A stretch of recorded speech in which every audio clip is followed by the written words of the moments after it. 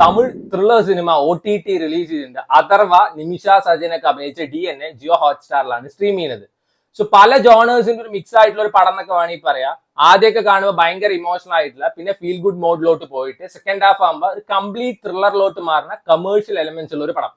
ഒരു nice thriller, decent thriller എന്നൊക്കെ പറയാം. പേഴ്സണലി എനിക്ക് ഇഷ്ടപ്പെട്ട സിനിമയാണ്.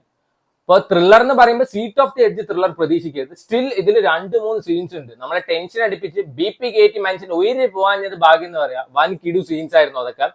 അഥർവയുടെ സിനിമയാണ്. സോ അറിയാൽ ആളൊരു ലവ് ബോയ് ആണെന്ന്. സോ ബ്രേക്കപ്പ് സോങ് നിർബന്ധമാണ്, അതാണ് പ്രകൃതി നിയമം. അതുകൊണ്ട് തന്നെ ആദ്യത്തെ ബ്രേക്കപ്പ് സോങ് കേട്ടപ്പോൾ എനിക്ക് വലിയ ബോറിംഗ് ആയിട്ടൊന്നും തോന്നില്ല. കാരണം ഞാൻ പ്രതീക്ഷ തന്നെയായിരുന്നു. ഫസ്റ്റ് ഒരു 20 മിനിറ്റ്സ് ഉണ്ട് ആളുടെ എക്സിന്റെ കാര്യങ്ങളൊക്കെ പറയുന്നത്, അതൊക്കെ വൻ കിടുവായിരുന്നു. ഈ ആർട്ടിഫിഷ്യൽ ആയിട്ടുള്ള ഇമോഷണൽ സീൻസ് ആയിരുന്നില്ല, ഭയങ്കര നമുക്ക് അവിടെ കൊള്ളും അങ്ങനത്തെ ഇമോഷണൽ സീൻസ് ആണ്. അതിൽ ആ കൊച്ചു കിടിലം പെർഫോമൻസ് ആയിരുന്നു. പിന്നീട് ഒരു ഫീൽ ഗുഡ് മോഡിലോട്ടാണ് ഈ പടം പോകുന്നത്. അതിന് മെയിൻ റീസൺ നിമിഷ സജയനും അതേപോലെ തന്നെ അഥർവയും തമ്മിൽ ഓൺ സ്ക്രീൻ കെമിസ്ട്രി വൻ കിടുവായിരുന്നു കേട്ടോ. നല്ല രസമായിരുന്നു. പലപ്പോഴും ഇവർ തമ്മിലുള്ള മത്സരമാണോ തോന്നി, അത്രയും നന്നായിട്ടാണ് അവർ പെർഫോം ചെയ്തിരിക്കുന്നത്. ഈ നിമിഷ സജയനൊക്കെ ഒരു ബോർഡർ ലൈൻ പേഴ്സണാലിറ്റി ഡിസോർഡർ ഉള്ള കൊച്ചാണ്.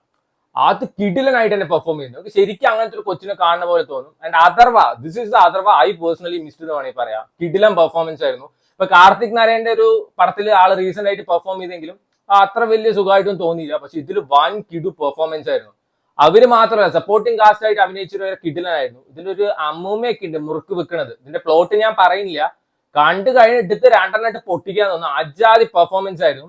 സോ ഇതിന്റെ ട്രെയിലർ കാണാതെ നിങ്ങൾ ഈ പടം കാണുന്ന വെച്ചാൽ അത്യുത്തമം എന്നേ ഞാൻ പറയുള്ളൂ. കാരണം നമുക്ക് ഒരു ഗസും ഉണ്ടാവില്ല ഇതിന്റെ പ്ലോട്ട് എന്താണെന്ന്. So please try it out. എനിക്ക് അത്യാവശ്യം ഇഷ്ടപ്പെട്ട സിനിമയാണ്.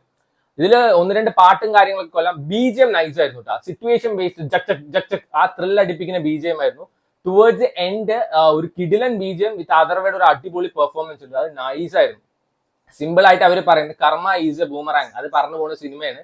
സോ എന്തായാലും കണ്ടു നോക്കുക. എല്ലാ ഭാഷകളിലും അവൈലബിൾ ആണ്. നമ്മുടെ കാളിദ ലാപ്പത്ത, അതേപോലെ തന്നെ ക്രിമിനൽ ജസ്റ്റിസിലൊക്കെ ഉള്ള ഒരു ആക്ടർ ഇതിലുണ്ട്. ആളുടെ പേര് എനിക്ക് ഓർമ്മയില്ല. ആള് വൻ പെർഫോമൻസ് തന്നെയായിരുന്നു.